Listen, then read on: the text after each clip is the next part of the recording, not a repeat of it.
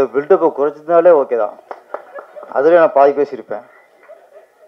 ஒருத்தர் பேசினார், K Rajan sir. நான் கான்ட்ரவர்ஸியாக பேச மாட்டேன்ட்டு மொத்தம் பேசிட்டு போயிட்டார். அதுக்கப்புறம் நான் என்ன பேசணும்னு நான் யோசிக்க இருக்கும்போது அதுக்கடுத்து நம்ம தலைவர் உதயகுமார் சார் அவர் பேசுனதுக்கப்புறம் நான் என்ன அப்போ முடிஞ்சு வச்சு எனக்கு நம்ம மூளை காட்டி வச்சிட வேண்டியதான். சிங்காரவேலனை பொறுத்து அவர் டேஷ் பண்ண படத்தை மொக்க படம் சொன்னார்னா எவ்வளோ தைரியம் இருக்கும். நம்மளும் பார்த்து நம்ம அதை கை தட்டி விசில் அடித்து அதை வெட்டி விட மாய்க்கணும். நம்ம எவ்வளோ முட்டாளம்ப. அவங்க வந்து புத்திசாலியா படத்தை வெட்டி படம் பார்க்க நம்மளாம் முட்டாளாம். நீங்களாம் அந்த படத்தை இப்போ விட்டுருக்கணும். அந்த மாதிரி படத்தை பண்ணி நீங்கள் இப்போ விடுங்க. நிறைய பேர் காத்திருக்காங்க. இப்போ கருவாடு கொண்டு வருவீங்கள, அவன் வறுத்துருவான் அவன் கருவாடை. ஆமாம், நல்ல வேலை இதெல்லாம் 20 வருஷம் முன்னாடி பண்ணிட்டீங்க. நீங்களாம் தப்பிச்சிட்டீங்க. பார்ட் 2 இருங்க. நீங்கள் வாங்க, பார்ட் 2 வாங்க, நாங்கள் பார்த்துட்டு வரோம். கலைஞானி கமலஹாசனை வச்சுக்கிட்டு இப்போ உலக நாயகன் சொல்லக்கூடாதுட்டார். அது எப்படி சொல்கிறதுன்னு தெரியல. அப்படி பழகிட்டோமா. கேஹெச்சா ஒரு கேஹெச்சை வச்சுட்டு சிங்காரவேலன் படத்தை அது சும்மா ஓடாது சார். எங்கேயுமே போர் அடிக்கலை, எல்லாமே ரசித்தோம். குஷ்பு அப்போ குஷ்பு இட்லிலாம் வந்து ஃபேமஸான டைமு. ஆனால் அது ஒரு காரணம். நீங்கள் உங்கள் கதையை விட்டுருங்க, எங்களுக்கு குஷ்பு முக்கியம். அப்போ அது பாருங்க, சின்ன வயசில் ஜட்டி போட்டு விட்டீங்களா, அப்புறம் ஓடாது. அதில் போட்டு குழந்தை குஷ்புக்கு ஜட்டி போட்டுப்பார். பார்த்தவன் பூரா அந்த குழந்தையா பார்க்கல, குஷ்பா பார்த்துட்டான். அப்புறம் வெட்டி அடையாது. நாங்கள் முள்ளியோட பார்த்தோம், வரும்போதும் பார்த்தோம், மொழியோட பார்த்தோம். ஓகே, இந்த படத்தின் தயாரிப்பாளர் கார்த்திகேசன். அவருடைய பலம் வந்து தெரிஞ்சு வச்சு நட்பு தான். என்னை விட உறவுகளை விட நட்பு தான் எப்பவுமே முக்கியம். நட்பு தான் எப்படியா இருந்தாலும் கூட இருப்பாங்க. உறவுகளும் அப்படி இல்லை, நல்லா இருந்தால் கூட இருப்பாங்க, நல்லா இல்லைன்னா குழி தோண்டிடுவாங்க. அந்த அளவுக்கு உறவு. இந்த நட்புல இன்னைக்கு நட்பு தான் வந்திருக்காங்க நினைக்கிறேன். அடுத்தபடி ஆடியோ லாங்குவேஜ் வந்து நேரு ஸ்டேடியத்தில் வைங்க. அந்தளவுக்கு நட்பு வட்டாரம் கூடணும். ஒரு போராட்டம். ஒரு 25 வருஷமாக சினிமா நேசிக்கிறவங்க தான் வரும் சார்.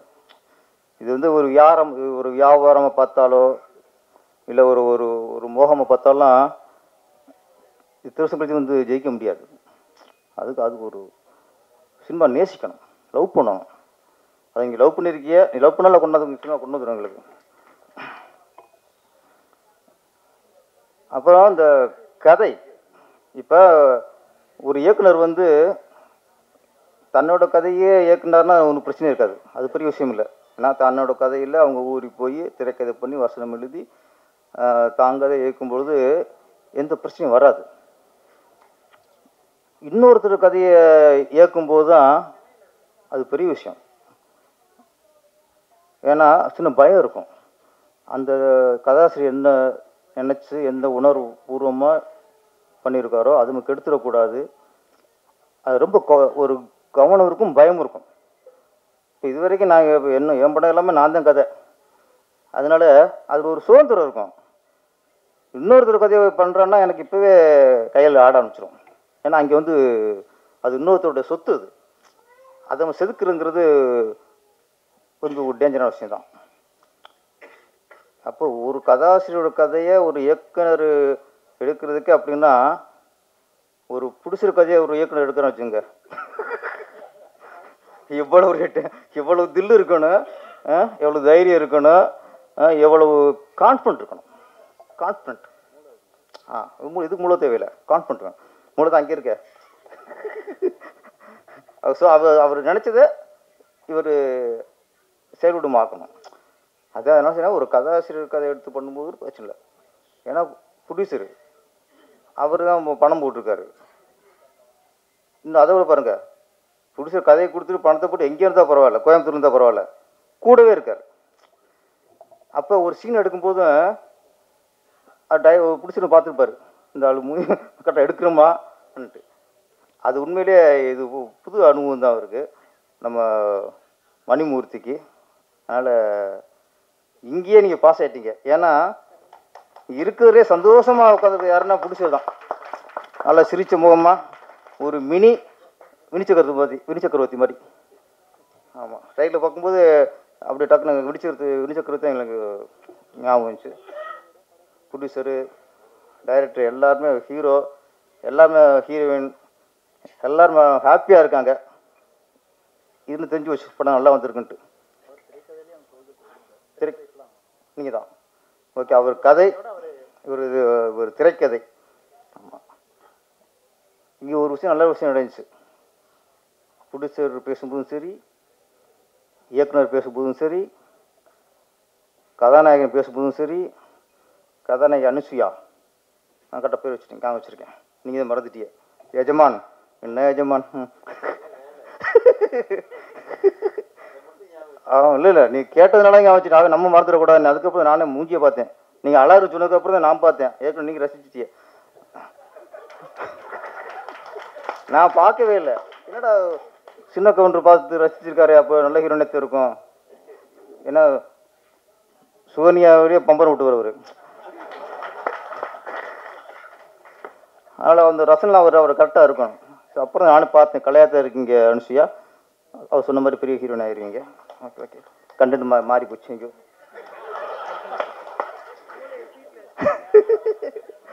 ஏன்னா எல்லாம் பேசும்போதும் ஒரு விஷயம், நீங்கள் பார்த்துட்டு சொல்லுங்கள், படத்தை நீங்கள் பார்த்துட்டு சொல்லுங்கள், நீங்கள் பார்த்துட்டு வெற்றியடைய வைக்கிங்க. நாங்கள் இந்த மாதிரி அவர் கதையை நான் முடிச்சாலும் நான் பண்ணியிருக்கேன். எல்லா பொறுப்பையும் மக்கள்கிட்ட விட்டாங்க, ரசிகர்கிட்ட விட்டாங்க. நாங்கள் அப்படி பண்ணியிருக்கேன், இப்படி பண்ணியிருக்கேன், இது மாதிரி படம் வந்ததில்லை அப்படின்னு கொஞ்சம் பில்டப் பண்ணியிருந்தேன்னா கொஞ்சம் டேஞ்சர் ஆகி போகலாம். அது இல்லை. அதனால் தன்னடக்கம் தான் மனிதனுக்கு மிகப்பெரிய வெற்றி. அந்த தன்னடக்கம் புடிச்சிட்டு இருந்துச்சு, இயக்குனர் இருந்துச்சு, நம்ம அசோக் ஹீரோட்டு இருந்துச்சு. இன்னொரு விஷயம், நம்ம ட்ரெயிலர் பாடல் பார்க்கும்போது ஃபஸ்ட்டு சாங் அந்த திருவிழா அட்மாஸ்பியர் ரொம்ப சிறப்பாக இருந்துச்சு. உண்மையிலே ஒரு திருவிழாவில் போன ஒரு எஃபெக்ட் இருந்துச்சு. அது ஒரு இந்து கோயில் ஃபேக்டர். அதுக்கடுத்து எல்லாம் உள்ள அல்லான்ட்டு ஒரு பாடல் ஐயா பாடினார், நல்லா பண்ணுவீங்களா. அது ஃபுல்லாக பேக்ட்ராப் பள்ளிவாசல், ஒரு இஸ்லாமிய பேக்ட்ராப். அதுக்கப்புறம் டியூட் சாங், அங்கே இங்கே பார்த்தா சர்ச்சு தெரிஞ்சு, சிலுவை தெரிஞ்சு. அப்போ ஒரு 3 பாடலையுமே எங்களுக்கு எம்மதமும் சம்மதம்ட்டார் டைரக்டர். இந்துவில் காட்டார், இஸ்லாமியில் காட்டார், கிறிஸ்தவத்தையும் காட்டார். நான் என்ன சொன்னால், சினிமாவில் தான் சார் நம்ம எம்மதம் சம்மதங்கிறோம், எல்லா ஜாதியும் ஒன்றுங்கிறோம், சினிமா சொல்லிக்கிருக்கோம். ஏன்னா சினிமா இன்றைக்கி சினிமாக்காரன் தான் அதில் பொறுப்பாக இருக்கான். வெளியே போயிட்டால் மதம் தான் இன்றைக்கி குழப்புறது இடமா போச்சு, அரசியல் பண்ணுற இடமா போச்சு, ஜாதி தான் இன்றைக்கி அரசியல் பண்ணுற இடமா போச்சு. அந்த வகையில் நாங்களாம் சினிமாக்காரங்கிறதுல ரொம்ப ரொம்ப பெருமை.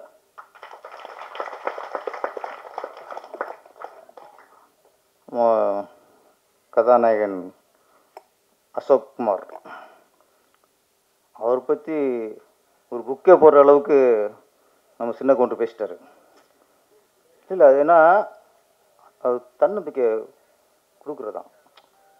அப்போ முயற்சி, தோல்வி இல்லை மனுஷனுக்கு சார், தோல்வி இல்லை, முயற்சி வெற்றி நோக்கி பயணிக்கிறோம், அவ்வளோதான். அந்த பயணம் வெற்றி நோக்கி பயணிக்கிறோம். அதில் சில சர்க்கிள் இருக்கும்போது அமைய தோல்வி சொல்கிறோம், தோல்விங்கிறது இல்லை சார். நல்ல வார்த்தை சொன்னீங்க, சினிமாவில் இருக்க வரைக்கும் வெற்றி தான் சார் நம்மளுக்கு. படம் பண்ணுறோம் பண்ணலை, ஏன்னா இப்போ திருப்பி உச்சத்துக்கு போகிறோம் போகல, அதனால இன்னைக்கு சினிமா ரசிகர்கள் நம்மளை ரசிக்கிறாங்களா, நம்மளை மதிக்கிறாங்களா. சினிமாக்காரன் மக்கள் ஒரு சினிமாக்காரனை ரசித்தாலே அவன் வெற்றி தான். அந்த அந்த மதிப்பை நம்ம ஏற்படுத்திக்கணும், அவ்வளோதான். மதிப்பு ஏற்படுத்தணும். கேட்டாங்களே இப்போ சொல்கிறாங்களே, ஏன் சார் படம் பண்ணல, ஏன் சார் படம் பண்ணலன்னா உங்களை மதிக்கிறாங்க, உங்களை எதிர்பார்க்குறாங்க, அதுதான் வெற்றி. இவெல்லாம் படம் பண்ண வந்துட்டானா முடிஞ்சு. படம் பண்ண போறியா திரும்புமா அப்படின்னா அதுவும் அந்த பேரும் வாங்கிடக்கூடாது. என்ன அங்கே தான் ஒரு இதாயிரும். அது வரைக்கும் எல்லாம் வெற்றி தான். அசோக்குமார் பொறுத்த வரைக்கும் சினிமாவில் ஒரு கஜினி முகமது வரும். ஏன் கஜினி முகமதுனா அவருக்கு தோல்வி இல்லை, முயற்சி தான். முயற்சி முயற்சி முயற்சி கடைசி வெற்றி. அப்போ நீங்கள் நாங்கள் வந்து சொல்லும்போது என்னடாது நம்ம சொல்கிறாங்களே அப்படின்னா இது வந்து நான் உங்களை வந்து வெற்றிக்காக வாழ்த்துறோம், உங்களை தூக்கி வைக்கிறோம்.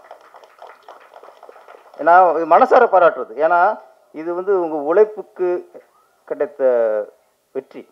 ஏன்னா அவ்வளோ ஒரு இயக்குனர் உங்கள் மேலே அந்த நீங்கள் வெற்றி எடுக்கிற ஆதங்கத்தில் அந்த அந்த இதில் தான் இவ்வளோ நேரம் பேசினார் உங்களை பற்றி. இதுதான் வெற்றி. இவ்வளோ ஒரு இயக்குனர் உங்களை பற்றி பேசும்போது வேறு என்ன இருக்குது? என்ன கூட பேசல அவர் ஆப்போசிட்டாக கொஞ்சம் போகிறதுக்குள்ளே அரசியல் பண்ணிட்டாங்க என்னாரு. நாங்கள் அண்ணன் தம்பி பாசம் அப்படி தான் இருக்கோம், அப்பப்போ அடிச்சுக்குவோம் குடிக்குவோம். உங்களை தூக்கி வச்சிட்டேன் சார். என்னன்னா இப்போ ஒரு விஷயம்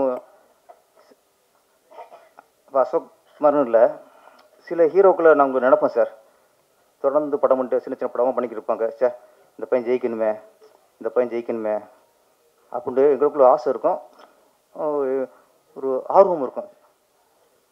அப்போ அந்த ஹீரோ சின்ன ஹீரோவாக இருப்பார், 20 லட்சம் சம்பளம் வாங்கியிருப்பார். அப்போ அந்த ஹீரோ ஜெயிக்கணும்னு நாங்கள் நினைப்போம்.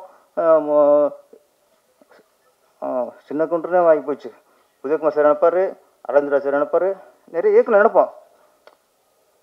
அப்போ அந்த ஹீரோட படம் திடீர்னு ஒரு படம் பிரிக்கிட்டாரும், சந்தோஷமாக இருக்கும்.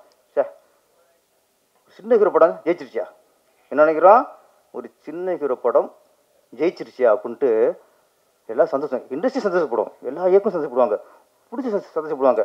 அது ஜெயிச்சதுக்கப்புறம் 20 லட்சம் வாங்கின அந்த ஹீரோட்ட திருப்பி போனால் 3 கோடி கொடு. ஒரு படம் தான் ஜெயிச்சிச்சு, எல்லாம் சந்தோஷப்பட முடியா? ஏன் சந்தோஷப்படுறோம்? ஒரு 20 லட்சம் வாங்கின ஒரு ஹீரோ படம் ஜெயிச்சா அடுத்த ஒரு 50 லட்சம் வாங்குவாப்புல, ஒரு 1 கோடி வாங்குவாப்புல. அப்போ ஒரு சின்ன பிடிச்செல்லாம் படம் பண்ணலாம்னு நினச்சி நாங்கள் ஆசைப்படுவோம். நீ டக்குன்னு 3 கோடி கேட்கும்போது அப்போ என்ன மக்கள் எல்லாம் பிடிச்சி நினைக்கிறாங்க, எல்லாம் பிடிச்சிடும், ஏன்டா எப்படி ஜெயிச்சுன்னு நினைக்கான். அது சாபமாயிரும். நான் சொல்கிறேன், அது அந்த ஏன்டா எப்படி ஜெயிச்சு நடந்தாலும் சாபமாயிரும். அதனால் ஹீரோக்கள் வந்து 20 லட்சம் நீங்கள் ஒரு சம்பளம் வாங்குறது தான். ஒரு படம் ஹிட் ஆயிடுச்சா 50 வாங்கலாம், அந்த படம் ஹிட் ஆயிடுச்சா அப்படி ஒரு ரூபா வாங்கலாம். நீங்கள் 2 மடங்கு ஏற்றுனா பரவாயில்ல, ஏன்னா வெற்றிங்கிறது அதுதானே. அதே சம்பளம் வாங்குறதுக்கு வெற்றி அடைகிறோம். வெற்றிங்கிறது 2 மடங்கு ஆக்கலாம்.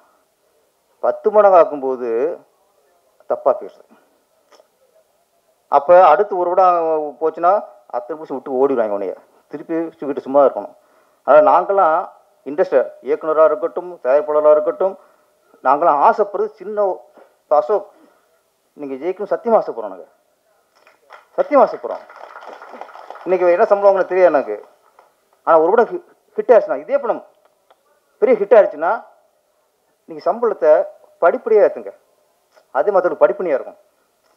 டப்பு நான் 20 பிரைஸ் வாங்கும்போது அடுத்து நீங்கள் 3 கோடி 4 கோடி கேட்கும்போது திருப்பி எப்படி சின்ன பிடிச்சி வருவான்.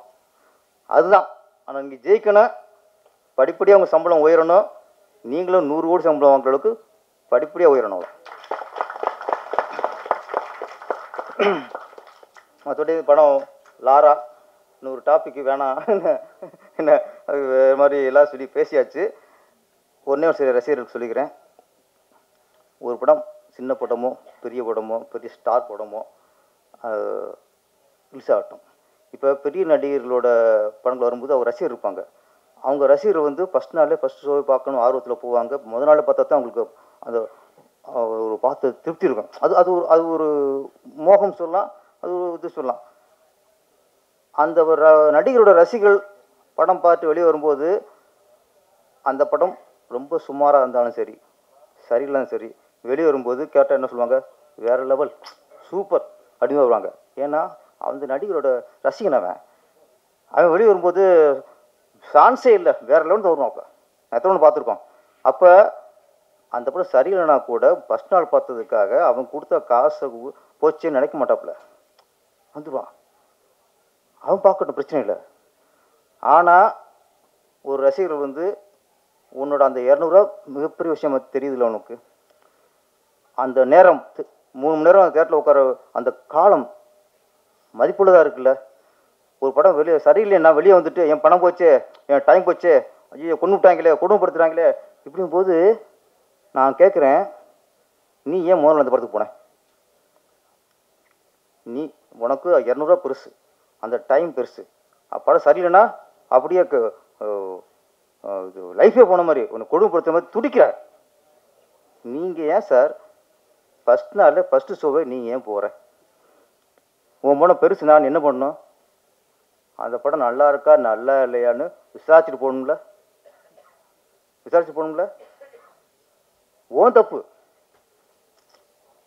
இன்னைக்கு எத்தனை நீங்கள் வந்து எல்லா யூடியூப் சேனல்ஸில் நிறையா இருக்குது, புட்டுசில மாதிரி எல்லா இதையும் நீங்கள் நம்பிடக்கூடாது. சேனல்லையே நம்மளுக்கு தெரியும் எது தரமான சேனல், எது தரமாக விமர்சனம் பண்ணுது. ஏன்னா சினிமாவும் அரசியலும் விமர்சனத்துக்கு உட்பட்டது.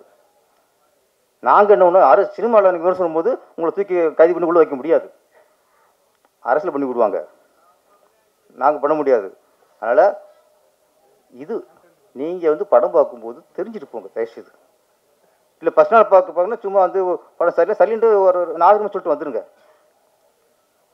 இங்கே பாதிக்குது. இப்போ நீங்கள் வந்து ரொம்ப போட்டு பார்க்கும்போது அது வந்து எனக்கு சில படங்கள்லாம் நானும் படம் பார்த்தேன் முன்னாடிலாம், எனக்கு பிடிக்காமல் இருக்கும். வெளியே படம் வந்து சூப்பர் விட்டு ஓடி இருக்கும். சில இடம்லாம் இது படம் இதாண்டா அப்படின்னு நான் நினச்சிருக்கேன், படம் அது அவுட் ஆகிருக்கு. என் ரசனைக்கு இருக்காது. என் ரசனைக்கு ஒரு படம் பிடிக்கலைன்னா மற்றவங்க ரசனைக்கு பிடிக்கும்.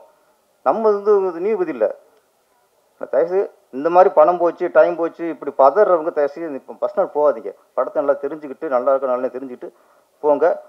நன்றி. இந்த படம் லாரா மிகப்பெரிய வெற்றி அடையணும். இயக்குனர், தயாரிப்பாளர், நடிகர்கள் அனைவருக்கும் இந்த படம் மிகப்பெரிய வெற்றி அமையணும். நன்றி, வணக்கம்.